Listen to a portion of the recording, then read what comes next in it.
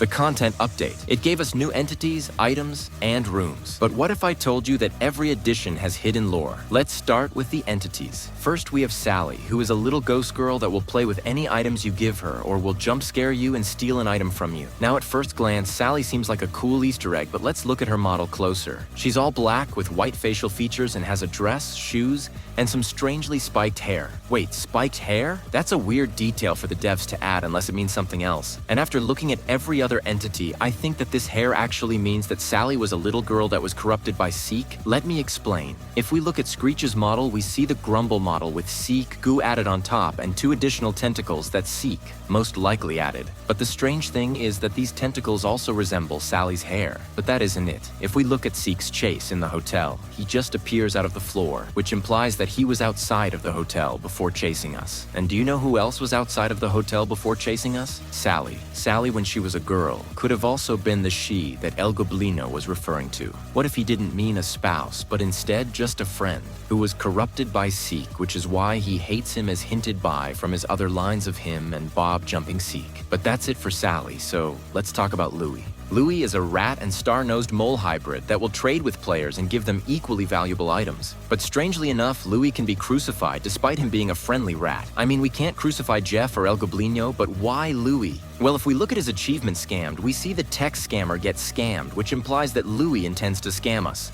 Which is why I crucify him every run now, along with the stupid horse. Anyways, other than that, there isn't much lore to Louie that changes my previous theories, and Louie probably just got to doors through a dimensional portal like Bob and the other biological entities. The next group of entities we have are the glitched versions of Rush, Ambush, and Screech. Now all of these are very interesting because their glitch particles imply that they were taken over by Glitch or even were made by Glitch. Now before this, we thought Glitch was just a game mechanic to help players, but from these new entities, we know he's a part of the lore to some extent. Now if we look at Glitch and the new entities, we can actually get a good idea on how he was created. Glitch is a glitched out humanoid figure. And because we don't see any other humanoid figure than Seek that looks like Glitch, we can assume he is a corrupted version of Seek. However, because he is glitched from my guess, he infected the PNGs and Screeches, or possibly turned Giggles into corrupted Screeches, but because he was glitched, he glitched them out too. But unlike Seek, I don't think Glitch is a major antagonist or has any correlation to the architects, because Glitch is, well, glitched. But that's it for the entities. So let's get into the new lore updates for Curious Light. If we turn on modifiers for the hotel or mines, and an entity from the back doors or rooms rushes, and we crucify them, their symbol then turns yellow before causing them to be exorcised, which, because Curious is yellow and because they're from his domain, we can assume that Curious is the one helping guiding crucify these entities. And from that, we can also conclude that when the crucifix symbol turns red, Mischievous is breaking the entities free, which confirms my theory that she is evil and has correlation to the bigger entities, and is the reason why they attack us. But that's it for the crucifixes, so let's get into the library lore. The first thing that we can notice in the libraries is that there are flesh piles, and because the figure roams the library, this now officially confirms that wherever the figure goes, these flesh piles follow. Now, although you might be saying this is the figure's sheddings or poop, I actually have a theory that these piles are how he can tell where he is going. What if the flesh piles have some sort of connection to the figure's brain or spotlight? This would explain how he is able to get to the electrical room and also go through the pipes in the mines to chase us down. But past this, the previously mentioned confirmation that the crucifix sigil breaking is Mischievous Lights doing the figure also could have just been guided there by her, and the flesh piles were just showing how he got to the hotel, the mines, and apparently the castle as seen by the leaked flesh pile inside of it.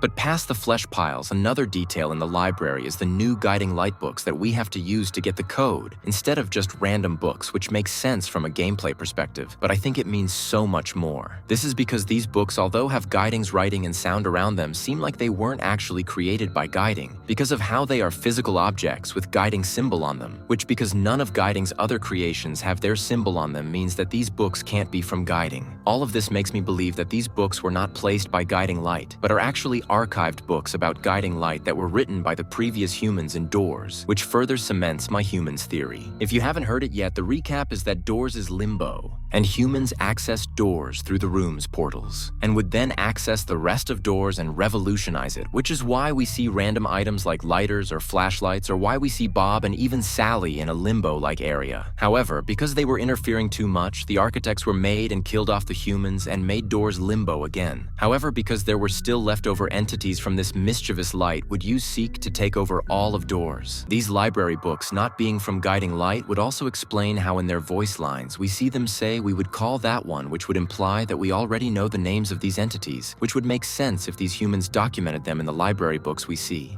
But there's even more proof of my human theory in the new Seek chase. At first glance, the Seek chase just seems like something the devs added in to show how Queen Grumble got to us at the end of floor 2. But if we look closer at the environments, we can actually determine that this sewer system might mean so much more than we previously thought. When we are chased by Seek and Queen Grumble, we hear sirens go off with flashing red lights. From my guess as well, these sirens shut some of the doors closed, which is why we have to break through them in the chase. Now, this would be such a weird detail to add unless it implies that the humans who most likely built the sewer actually wanted to keep something out, or maybe in. I believe that they were trying to contain Seek. Now, this might sound absurd, but think about it. Why else would there be a sewer or pipes all around the mines? I mean, it makes no sense, because if the sewer was really used for sewer things, then there would be living species near it. But these aren't. Instead, there are drains and containment doors around the sewers and beyond, seemingly built to prevent anything from getting out. Now, you might be asking, how did Seek get out if there's so many precautions, and he clearly wasn't drained in the game when we first met him? Well, what if Seek wasn't always this powerful? If my human's theory is true, then when mischievous light came to make the bigger entities aggressive, she could have also possibly powered them up like how she does with the modifiers. What if when she powered up Seek, he used that power to break free and corrupt humans? This would give him his human-like appearance when he's chasing us,